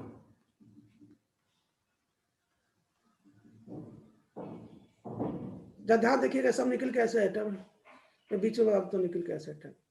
मुझे एक बात बताओ, ये जो बीच वाला निकिल है, ये जो बीच वाला जो निकिल है वो तो उसकी वैलेंसी सेटिस्फाई है। ये जो बल्क वाला निकिल है, ये जो बल्क वाला जो अंदर का जो निकिल एटम है उसकी वैलेंसी क्या है? उसकी वैलेंसी सेटिस्फाई है। वैलेंसी मतलब वो चारों ओर से बॉन्ड बना के बिल्कुल संतुष्ट है। लेकिन बच्चों इसके वैलेंसी के बारे में क्या बोलेंगे? भाई इसकी वैलेंसी तो खाली है, इधर भी खाली, इधर भी खाली है, इसकी वैलेंसी भी खाली, इधर भी खाली है, इसकी वैलेंसी भी खाली है। तो मैं बताना चाहता हूं कि कोई भी डी ब्लॉक का जब आप लेते हैं ना तो उसके सरफेस वाला जो होता है ना, सरफेस वाला, उसकी वैलेंसी सेटिस्फाई नहीं होती, वो खाली होती है। इसी के कारण इसका जो सरफेस होता है वो सरफेस होता है, क्योंकि ये बेचारा इसका सरफेस की वैलेंसी खाली है। तो क्या करता है, जब भी कभी उसको ना कोई भी दूसरा कोई भी कंपाउंड, कोई भी स्पीसीज, कोई भी एलिमेंट दिखता है ना, तो अपने सरफेस पे चिपका लेता है, अपने सरफेस पे चिपका लेता है, अपने सरफेस पे चिपका लेता है, अपने सरफेस पे चिपका। क्यों चिपका लेता है? क्योंकि इसके जो सरफेस के, इसको बोलते हैं एक्टिव साइट, इसको बोलते हैं एक्टिव साइट। एक्टिव साइट क्यों? क्योंकि ये निकल का ये जो सबसे कॉर्नर वाला है, सबसे सरफेस वाला है, इसकी वैलेंसी तो सेटिस्फाई तो है नहीं, इसके वैलेंसी पूरी सेटिस्फाई नहीं है। तो जब भी इसको कभी भी चांस मिला ना, कोई भी दूसरा कोई भी कंपाउंड इसको चांस मिला ना, उस तुरंत को तुरंत अपने सरफेस पे चिपका लेता है। और इसी प्रोसेस को बोलते हैं एडजॉर्प्शन। अब तो आपको समझ में आ गया ना, कोई भी डी ब्लॉक का कैटलिस्ट अपने सरफेस पे रिएक्शन क्यों कराता है? क्योंकि डी ब्लॉक का जो सरफेस वाला जो एटम है उसकी वैलेंसी सेटिस्फाई नहीं है, जो बाहर वाला है, जो सरफेस वाला, जो किनारे वाला है। तो अपने बैलेंसी को सेटिस्फाई करने के लिए यदि उसको कहीं से भी कोई भी इस प्रकार का कोई भी रिएजेंट मिले ना, तो अपने सरफेस में चिपका लेगा। और ये प्रोसेस को बोलते हैं आरडीएस, उसी को बोलते हैं एडजॉर्प्शन। और ये आरडीएस ये स्लो स्टेप प्रोसेस है। और उसके बाद फास्ट स्टेप में क्या होता है, ये फटाफट इस पर चिपकता जाता है, ये बनता जाता है, फिर हाइड्रोजन आएगा, फिर चिपकता है, ऐसे बनता जाता है। कुल मिला के ये रिएक्शन बच्चों ना सरफेस पे होता है। और एक बात और सुन लीजिए, सरफेस पे होता है। और बच्चों इस साइट को एक्टिव साइट कहते हैं, एक्टिव साइट कहते हैं, एक्टिव साइट। और जितना ज्यादा सरफेस एरिया बढ़ेगा ना बच्चों, उतनी रिएक्शन की रेट फास्ट होगी, उतना उतना एडजॉर्प्शन फास्ट होगा। जितना एडजॉर्प्शन फास्ट होगा, ये रिएक्शन उतना फास्ट होगा। समझ गया ना? जितना सरफेस एरिया बढ़ेगा, ये जितना भी सरफेस एरिया देख रहे हो ना, जितना ये सरफेस एरिया देख रहे हो ना, ये जितना सरफेस एरिया बढ़ेगा उतना ज्यादा एटम मिलेंगे, उतना ज्यादा उनकी बैलेंसी सेटिस्फाई नहीं मिलेगी, और उतना ज्यादा वो फास्ट रिएक्शन करेंगे। क्लियर है? कोई दिक्कत किसी को? समझ में आ रहा है? ठीक है। अब एक बात और बता, आप मेरी बात सुनिए। एक बात तो ये समझ में आ गया कि सर ये डी ब्लॉक वाला ऐसे क्यों करते हैं? क्योंकि कॉर्नर वाले जो एटम होता है ना, जो बाहर वाले जो सरफेस वाले, वो एक्टिव साइट होते हैं, उनकी वैलेंसी सेटिस्फाई नहीं होती, इसलिए वो दूसरे कोई भी एलिमेंट है या कोई भी कंपाउंड स्पीसीज को अपने सरफेस पे चिपका लेते हैं और रिएक्शन कराते हैं। इसी प्रोसेस को एडजॉर्प्शन कहते हैं। मुझे एक बात बताइए, आपके सामने एल्काइन है और आपके सामने एल्कीन है, और अगर मैं पूछूं कि रेट ऑफ रिएक्शन किसकी फास्ट होगी, किसकी फास्ट आपके अनुसार होनी चाहिए? एल्कीन। तो मैं बताना चाहता हूं कि एल्काइन की सबसे फास्ट होती है। क्यों? क्योंकि ये लीनियर होता है ना, लीनियर होने से इसका सरफेस एरिया बढ़ जाएगा। समझ नहीं रहो यार भाई, लीनियर होने से इसका सरफेस एरिया बढ़ जाएगा। अगर सरफेस एरिया बढ़ जाएगा तो एडजॉर्प्शन फास्ट होगा, एडजॉर्प्शन फास्ट होगा मतलब कैटलिक एडजॉर्प्शन फास्ट होगा। तो याद रखिएगा, कभी भी अगर आपसे पूछे ना कि एल्कीन व एल्काइन में सबसे ज्यादा तगड़ा कौन सा कहां पे होगा, तो आप बताएंगे सर सबसे ज्यादा हमारा ऐसा होगा। ठीक है, क्लियर हो गया? अब एक बात और सुनो, मुझे बताइए, जरा मुझे बता दीजिए, मान लीजिए केवल आपके पास एल्कीन है, केवल एल्कीन है, जरा मुझे बताइए, जरा ध्यान सुनिए। जैसे मान लीजिए कि ये एल्कीन है, ये एल्कीन है, ये एल्कीन है, और ये एल्कीन है, मान लीजिए, और एक एल्कीन ऐसे है, और आप तीनों रिएक्शन, आप तीनों को ना कह रहे हो कि जाओ साहब कैटलिक हाइड्रोजनेशन कराओ। तीनों को आपने बोल दिया कि जाओ साहब H2 से रिएक्शन कराओ, आपने भी इसको बोल दिया, आपने भी इसको बोल दिया। तो मैं पूछ रहा हूं कि रेट ऑफ रिएक्शन कैसे डिसाइड करेंगे, किसकी रेट फास्ट होगी? पिछले वाले की। तो मैं अब जरा ध्यान सुनिएगा, ध्यान सुनिए। तो जैसे किसकी रेट फास्ट होगी, तो जरा एक बात याद रखिए, मैंने आपको बताया था ना, प्लीज जितने लोग वीडियो ऑफ किए प्लीज ऑन करके बैठे रहे। मैंने आपको बताया था ना कि जो जितना ज्यादा स्टेबल होता है ना बच्चों, वो रिएक्शन कम करता है। क्यों? तो याद रखिएगा, मुझे बताइए, क्या इसमें क्राउडिंग सबसे ज्यादा? क्राउडिंग, हाँ। इसमें क्राउडिंग ज्यादा है। मुझे बता, तीनों में सरफेस एरिया सबसे ज्यादा तकलीफ भाई, इसमें देखो क्राउडिंग सबसे ज्यादा, इसमें क्राउडिंग और कम, इसमें क्राउडिंग बिल्कुल नहीं है। तो बच्चों याद रखिएगा, रेट ऑफ रिएक्शन में जितना ज्यादा क्राउडिंग हो उतना बेकार होगा। क्यों? क्योंकि फिर आपको मैं बता दूं, उस सरफेस पर रिएक्शन उतना अच्छे से हो नहीं पाएगा। मैं आपको बताना चाहता हूं कि जब भी कभी आपको सरफेस रिएक्शन कराना हो ना, तो उसका सरफेस एरिया अच्छा होना चाहिए, तभी एडजॉर्प्शन का प्रोसेस अच्छा होगा। भाई इसमें एडजॉर्प्शन अच्छा होगा, यहाँ कोई भी क्राउडिंग नहीं है, कोई भीड़ भाड़ नहीं है, यहाँ पे हाइड्रोजन आकर आराम से चिपक जाएगा। इसमें एडजॉर्प्शन थोड़ा सा स्लो होगा क्योंकि यहाँ पे क्राउडिंग है, यहाँ पे इतना ज्यादा क्राउडिंग है। भाई हाइड्रोजन आकर चिपकना चाहिए ना इसके सरफेस पे, तो अगर यहाँ पे क्राउडिंग होगा तो इतना अच्छे से चिपका नहीं पाएगा ना। तो आपको मैंने दो चीज बताया, क्या कि अगर केवल एल्कीन हो तो जितना ज्यादा क्राउडिंग हो उतना बेकार उसकी रिएक्शन की रेट होगी। क्यों?